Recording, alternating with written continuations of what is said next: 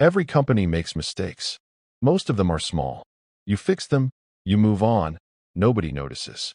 But once in a while, a company makes a mistake so big it nearly ends everything. This story starts with a team that was doing everything right.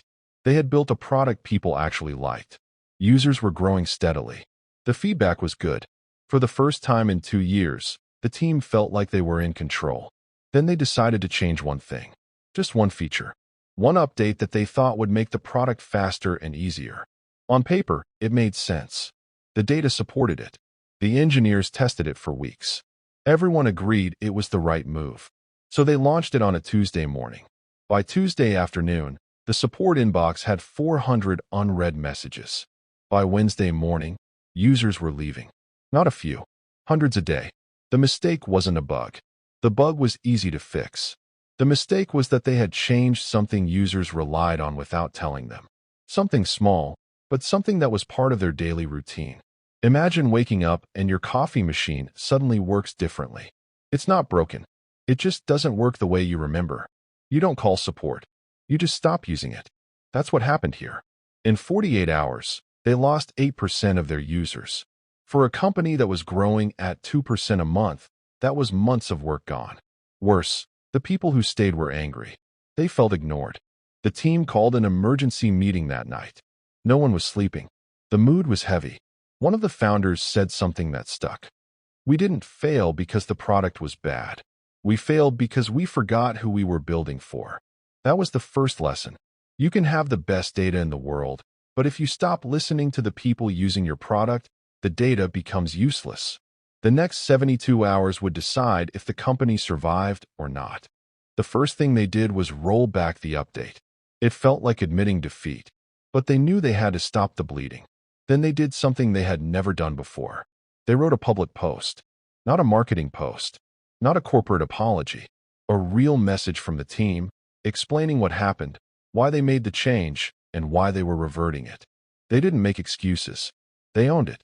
The post ended with one line. We messed up. We're sorry. And we're fixing it. That post changed the tone overnight.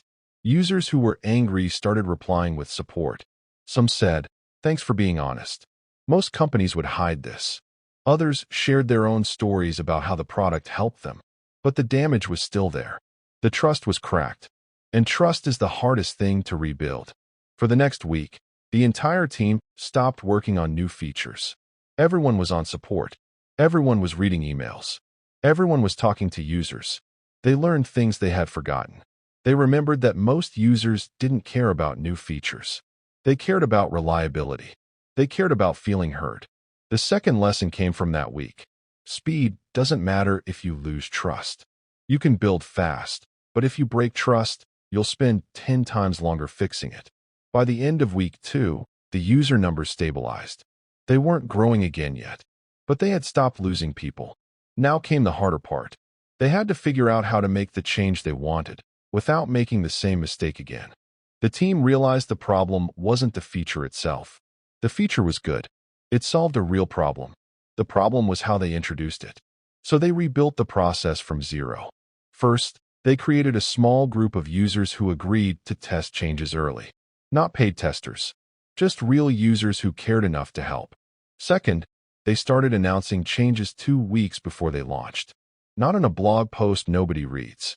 In the product itself, a small message that said, "We're planning to update this. Here's why. Tell us what you think." Third, they gave users a way to opt out for 30 days. If someone didn't like the change, they could keep using the old version while they adjusted. It felt slow. It felt like they were moving backwards. But it worked. When they launched the feature again, 90% of the test group said it was better. When it went live to everyone, the complaints were minimal. Growth started again. Slowly at first, then faster. The third lesson was about respect. Respect your users' time. Respect their routine. If you want to change something, bring them with you. Don't force them to follow. This process became part of the company culture. Every big change went through it. It added time to the development cycle, but it removed risk. And risk was what had almost killed them. By month 3, they were back to where they were before the mistake. By month 6, they were bigger than ever. But the team wasn't celebrating yet. because they knew the real test wasn't growth. It was whether they had actually learned. 2 years later, that company is still around. They're not the biggest. They're not the fastest. But they're known for one thing. They don't break trust. The mistake that almost killed them became the reason they survived. So what's the lesson here? First, mistakes don't kill companies. Silence kills companies. If they had hidden the mistake, if they had ignored the emails, they would have died quietly. Honesty gave them a second chance. Second, your users are not data points. They're people with habits, routines, and trust in you. Break that trust once, and it takes months to fix. Third, process matters more than speed. It's tempting to move fast and break things. But the companies that last are the ones that move carefully and fix things before they break.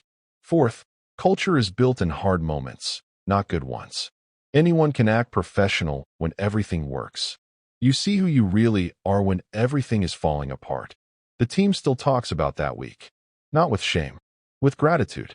Because without that mistake, they would have kept making the same assumption. They would have kept thinking growth was the only metric that mattered. That mistake forced them to remember why they started in the first place. To build something useful. To build something people could trust. And that's why, even today, they keep that original apology post pinned in their internal channel. Not to feel bad. To remember. If you're building something right now, remember this. The fastest way to grow is to never give your users a reason to leave. And the fastest way to lose them is to assume you know better than they do. The mistake almost killed the company, but it also saved it.